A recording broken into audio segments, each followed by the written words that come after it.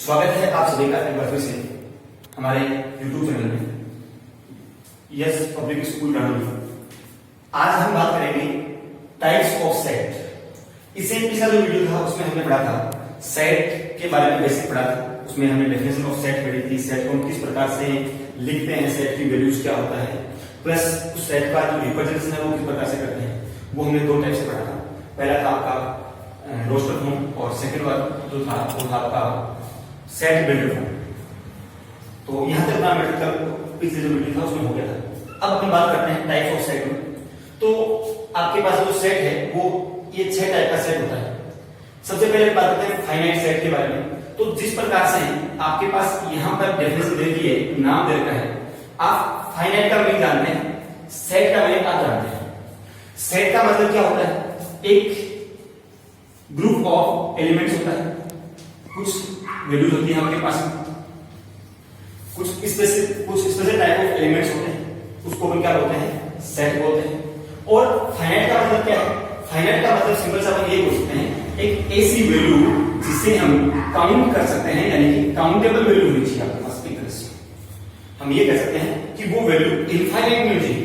वो 10 हो सकता है, 100 हो सकता है, 1000 हो सकता है, 1 लाख हो सकता है, 10 लाख हो सकता है, बट वो हम ये नहीं कह सकते कि यहाँ पर कितने डेटा है, वो नहीं कह सकते। उसका मतलब वो क्या है? बस फाइनाइट नहीं है, वो क्या है? इनफाइनाइट है।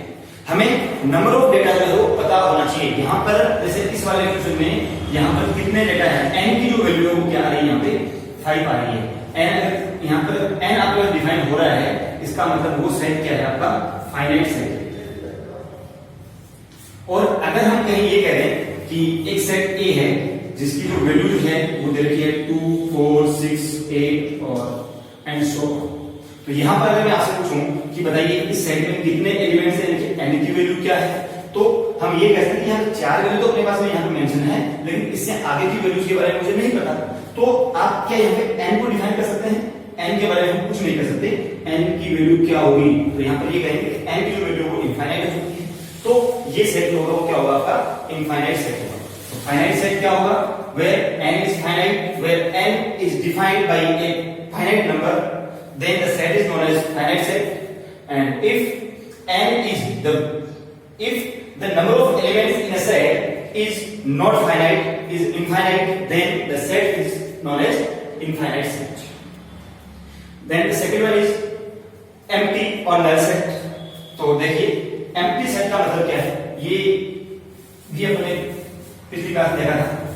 तो एम्प्टी सेट का मतलब क्या होगा कि एक कोई ऐसा सेट जिसमें कोई वैल्यू हो ही नहीं। ये जो सेट है, ये सेट क्या है? एम्प्टी सेट है। यहाँ पर मेरे पास जो दोनों जो पहले सेट है और उसके अंदर कोई वैल्यू मैंने नहीं लिखी है। अगर मैं कोई भी वैल्यू यहाँ पर नहीं लिखता हूं तो हम इस सेट को क्या बोलेंगे? एम्प्टी सेट या फिर नल सेट बोलेंगे। इसका जो सिंबल होता है वो या तो एक जो आपका कंडीशन है उसको ओपन करो और क्लोज करो, और या फिर इसका जो सिंबल दूसरा अपन बना सकते हैं 5 से भी इसको अपन डिनोट कर सकते हैं। याद रहे एम्प्टी सेट को अपन डिनोट करने के लिए केवल 5 का यूज करेंगे। यह जो अगर सिंबल अपन काम में लेंगे तो ये सेट आपका एम्प्टी सेट नहीं रहेगा, ये अब एक सिंगलटन सेट हो जाएगा। वो हम आगे बढ़ेंगे क्या होगा सिंगलटन सेट। तो ये हो गया आपका एम्प्टी सेट। इसका एग्जांपल अपन लेके देखते हैं एम्प्टी सेट का। हम एक सेट लेते हैं, कोई सेट A है इज इक्वल टू, उसको डिफाइन कर देते हैं अक्ष से, और यहां पर जो अक्ष होगा, अक्ष क्या होगा? Root of x square minus 2, और साथ में कंडीशन भी होनी चाहिए अक्ष बिलोंग्स टू नेचुरल नंबर होना चाहिए। तो ये जो हमने जो यहां पर सेट लिखा है ये एक सेट वैल्यू फॉर्म का सेट। और हम चेक करते हैं क्या ये जो सेट है हमें यहां पर जो दे रखा है वो आपका एम्प्टी सेट है, इनफाइनाइट सेट है, फाइनाइट सेट है। इन तीनों से कौन सा टाइप का सेट है वो हम यहां पर चेक करते हैं। तो देखिए क्या करेंगे, सबसे पहले यहां पर दे रखा है कि root of x square minus 2। तो यहां से मुझे इस एक्स स्क्वायर माइनस 2 की वैल्यू फाइंड आउट करनी है। तो एक्स स्क्वायर माइनस 2 का रूट हमें फाइंड करना है। रूट मतलब इसके जीरोस होते हैं। तो किसी भी इक्वेशन के जीरोस फाइंड करने के लिए हम क्या करते हैं? उस वैल्यू को इक्वल टू 0 पुट कर देते हैं। ये हमने 10 क्लास अच्छे से पढ़ा हुआ है। उसके बाद हम क्या करेंगे? यहां से एक्स की वैल्यू फाइंड आउट करनी है। तो तो यहां से हमें क्या मिलेगा, एक्स स्क्वायर की वैल्यू हो जाएगी 2, इधर जाके क्या हो जाएगा प्लस का हो जाएगा। तब एक्स स्क्वायर इक्वल टू हो गया 2, तो एक्स की जो वैल्यू होगी वो क्या हो जाएगी plus minus under the root 2 हो जाएगी। तो यहां पर मेरे पास में एक्स की दो वैल्यूज मिलेगी, एक्स इक्वल टू हो गया रूट 2 और एक हो गया एक्स इक्वल टू माइनस का रूट 2। ये दो वैल्यू हमारे पास में मिलेगी और हमें यहां पर क्या लिखना है, यही दोनों वैल्यूज यहां पर लिखनी है। लेकिन इसके साथ में यहां पर एक कंडीशन और दे रखी है कि मुझे सिर्फ यहां से वही वैल्यू लिखनी है जो कि यहां से क्या हो, बिलोंग्स टू नेचुरल नंबर होना चाहिए। तो क्या ये दोनों वैल्यूज नेचुरल नंबर से बिलोंग करती है? क्योंकि यहां पर रूट 2 एक नेचुरल नंबर नहीं होता है, माइनस रूट 2 भी एक नेचुरल नंबर नहीं होता है। तो यहां पर जो सेट के अंदर आपकी वैल्यूज आएगी वो इन दोनों वैल्यूज में से कोई भी वैल्यू में यहां पर नहीं दिखता। मेरे पास केवल दो ही वैल्यू है और दोनों ही वैल्यू नेचुरल नंबर नहीं है, इसलिए यहां पर जो सेट रहेगा वो बिल्कुल ब्लैंक रहेगा। इसलिए हम इस सेट को क्या कहेंगे, ये होगा आपका एम्प्टी सेट रहेगा। ठीक है, इसी प्रकार से हम आगे बात करते हैं सिंगलटन सेट। सिंगलटन सेट का मतलब क्या होता है, the set having number of cardinal elements as 1। Single से हम इसका मीनिंग निकाल सकते हैं कि अगर किसी सेट में केवल और केवल एक ही एलिमेंट है तो हम उस सेट को क्या बोलेंगे, सिंगलटन सेट बोलेंगे। अगर कोई सेट ऐसा है जिसमें केवल एक एलिमेंट है तो हम उस सेट को क्या कहेंगे, सिंगलटन सेट बोलेंगे उस सेट। तो इसका एग्जांपल देखते हैं। मैं यहां पर ये लेता हूं और इस इक्वेशन को थोड़ा सा चेंज करता हूं, root of x square minus 4 और आगे की जो कंडीशन सेम टू सेम। तो ये क्या बनेगा देखिए, बाकी का जो आपका सेट है वो पूरा सेम है, a इक्वल टू x है and the condition is x is root of x square minus 4 and the condition is x belongs to natural number. x क्या मुझे नेचुरल नंबर होना चाहिए। तो सबसे पहले मैं ये वाली कंडीशन को चेक करता हूं कि नेचुरल नंबर कौन कौन से होते हैं। वो होते हैं all counting numbers starting from 0। तो भाई इस वाली कंडीशन से जो मुझे सेट मिल रहा है वो तो इनफाइनाइट सेट यहां से मिल रहा है। फिर हम बात करते हैं root of x square minus 4। तो इस एक्स स्क्वायर माइनस 4 के जो रूट होते हैं वो क्या होते हैं, x square minus 4 equal to हो गया 0। जब हम यहां से इसको सोल्व करेंगे तो हमें मिलेगा x square is equal to हो जाएगा यहां से 4। जब एक्स स्क्वायर 4 हो गया तो एक्स की वैल्यू यहां से क्या होगी, प्लस माइनस 2 होगी। तो यहां से मुझे दो वैल्यू मिलेगी, एक हो जाएगा एक्स इक्वल टू 2 और दूसरा क्या मिलेगा एक्स इक्वल टू माइनस 2। तो अब हमें क्या करना है, तो यहां से एक्स की दो वैल्यू हमें मिल रही है तो आपका सेट क्या है, x है और x के लिए कंडीशन क्या है, x जो है वो x स्क्वायर माइनस 4 का रूट होना चाहिए। इसके दो रूट हैं, जो 2 और एक माइनस 2। उसके साथ में ये भी कहा कि वो नेचुरल नंबर भी होना चाहिए, मतलब ये जो वैल्यू हमें मिल रही है वो इस सेट में भी होनी चाहिए। तो यहां से ऐसी कौन सी वैल्यू है जो इस सेट में है, वो केवल 2 है। तो यहां से क्या आ जाएगा, एक ऐसा सेट जो कि यहां पर हमें दे रखा है, इसका आपके पास सेट प्रिंट फॉर्म ये दे रखी है और इसका आपके पास में रोस्टर फॉर्म क्या मिलेगी हमें, a इज इक्वल टू 2 हमें मिलेगा। अब क्योंकि इस सेट में केवल एक ही एलिमेंट, हम यहां से कह सकते हैं कि ये सिंगल एलिमेंट है और सिंगल एलिमेंट होने की वजह से ये सेट जो होगा वो कौन सा हो जाएगा, सिंगलटन सेट आपका यहाँ पे हो जाएगा।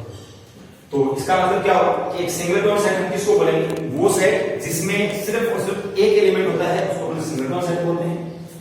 इसी प्रकार से एक ऐसा सेट जिसमें कोई वैल्यू नहीं होती है, जिसमें कोई एलिमेंट नहीं होता है, उसको अपन एम्प्टी सेट या फिर नल सेट बोलते हैं।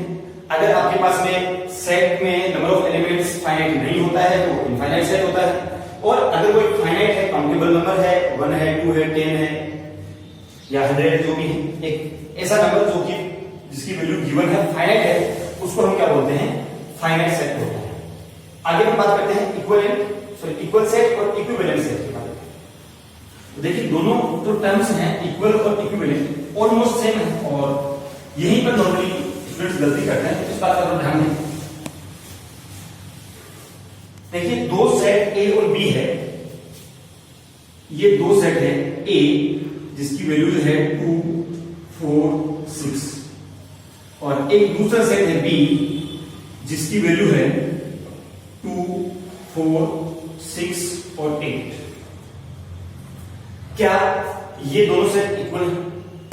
फिलहाल हम ये बात करते हैं क्योंकि यहां पर एक की जो वैल्यू आपके पास में है, ए की यहां पर वैल्यू 2 है, यहां पर वैल्यू 2 है, यहां पर वैल्यू 4 है, यहां पर वैल्यू 4 है, यहां पर 6 है, यहां पर भी 6 है। लेकिन बी में एक वैल्यू 8 और प्रेजेंट है जो कि ए में प्रेजेंट नहीं है। तो हम यहां पर ये कह सकते हैं कि जो सेट ए है वो सेट बी के इक्वल नहीं है। फिर दूसरी में बात करते हैं, अगर इस एट को हम यहां से रिमूव कर देंगे तो क्या होगा, अब ये दोनों सेट इक्वल हो जाएंगे। लेकिन क्या अब भी दोनों सेट इक्वल होंगे? यहां पर मैंने सिर्फ इनका ऑर्डर चेंज किया, तो क्या ऑर्डर चेंज करने के बाद में ये दोनों सेट इक्वल होंगे? बिल्कुल होंगे। ये बिल्कुल वैसा ही है, सेट में जो वैल्यूज को अरेंज करना बिल्कुल वैसा ही है जैसा कि हम एक क्लास में जो स्टूडेंट्स हैं उनको अपन अरेंज करते हैं। जैसा हम केवल 2 और 4 को रिप्लेस तो किया है, यहां पर ये सिर्फ ये दिखा रहा है कि वैल्यू है, इसका ऑर्डर मैटर नहीं करता है कभी सेट में। तो क्या होगा, सेट ए, सेट बी और सेट सी, यहां पर हम ये कह सकते हैं कि जो सेट ए इक्वल होगा सेट बी के और सेट सी के भी इक्वल।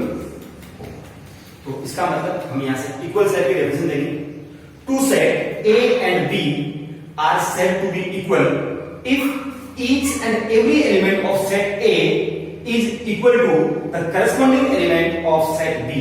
यानी कि अगर सेट ए का हर एक एलिमेंट इसके साथ में जो सेट बी आ रहा है उसके किसी न किसी एलिमेंट के अगर वो इक्वल हो रहा है तो फिर वो दोनों सेट क्या होंगे, इक्वल होंगे, अदरवाइज वो सेट इक्वल नहीं होंगे। यहां तक बात ठीक। तो इसका मतलब क्या होगा, सेट ए है, सेट बी है और सेट सी है, तो तीनों सेट क्या है, इक्वल है। तीसरा एक एग्जांपल अपन और लेते हैं, एक कुछ सेट में डी लेता हूं और सेट डी में वैल्यू देता हूं 4, 5 और 6। अब क्या भाई सेट ए और सेट डी दोनों इक्वल है? बिल्कुल नहीं, क्योंकि सेट ए और सेट डी में जो वैल्यू आ रही है वो दोनों वैल्यू, तीनों वैल्यूज क्या है, अलग अलग वैल्यूज है, इसलिए ये दोनों सेट कभी इक्वल नहीं हो सकते। लेकिन क्या ये सेट ए और सेट डी या सेट बी और सेट डी या सेट सी और सेट डी इक्विवेलेंट सेट है क्या? इक्विवेलेंट सेट ही तो तीनों होंगे। क्यों होंगे? क्योंकि यहां पर जो नंबर ऑफ एलिमेंट्स है वो इक्वल है number of elements in set A की। दो सेट ए और B, two sets A and B are said to be equivalent set if number of elements in set A is equal to number of elements in set B. याद रखिएगा बात को, equal set वो होते हैं जहां पर हर एक एलिमेंट की जो वैल्यू है सेट के अंदर जो एलिमेंट्स है उनकी वैल्यू सेम आती है, तो वो सेट इक्वल होते हैं। और इक्विवेलेंट तब होते हैं सेट जब उन दोनों सेट के नंबर ऑफ एलिमेंट्स, यहां पर 3 एलिमेंट है, यहां पर भी 3 एलिमेंट है, ये मैटर नहीं करता है कि सेट की वैल्यूज जो आ रहे हैं, एलिमेंट्स जो हैं उनका इक्वल होना मैटर नहीं करता है इक्विवेलेंट सेट में। लेकिन इक्वल सेट में जो एलिमेंट्स हैं उनका सेम होना भी मैटर करता है। तो इक्विवेलेंट और इक्वल सेट में जो डिफरेंस है वो आपको समझ में आता। अब एक एग्जांपल मैं और यहां पे लेता हूं, आप बताएंगे वो कौन सा टाइप का सेट होगा। देखिए एक सेट है A इज इक्वल टू 2, 4, 6 और एक दूसरा सेट है B, इसके अंदर लिखा हुआ है 2, 6, 4 और 6। क्या ये दोनों सेट इक्वल है? आप देखने में ये कह सकते हैं कि भाई यहां पर 6 एलिमेंट है, यहां पर 3 एलिमेंट है, सो यहां पर 4 एलिमेंट है, यहां पर 3 एलिमेंट है, तो दोनों सेट आपस में इक्वल नहीं होंगे, क्योंकि इक्वल तभी होते हैं जब नंबर ऑफ एलिमेंट्स भी सेम होने जरूरी। लेकिन हमने पिछले वीडियो में आपको मैंने बताया था कि किसी भी सेट में एलिमेंट्स का जो रिपीटेशन है वो अलाउ नहीं होता। अगर होता भी है तो उसको मैं सिंगल यूनिट मान के चलता हूं, यानी कि जो set B can be written as 2, 4, 6। यहां पर अगर एक ही वैल्यू बार बार रिपीट हो रही है तो उसको हम सिंगल यूनिट मानते हैं, एक सिंगल की वैल्यू ही मानते हैं। तो इसका मतलब अगर इस सेट को मैं ऐसा लिख सकता हूं तो फिर तो ये दोनों सेट इक्वल हो गए। इसका मतलब अगर कहीं ऐसा मिलता है तो उस कंडीशन में यही बोलेंगे कि सेट ए है वो सेट बी के क्या है, इक्वल है। ठीक है, तो ये हो गया आपके पास टाइप्स ऑफ सेट्स।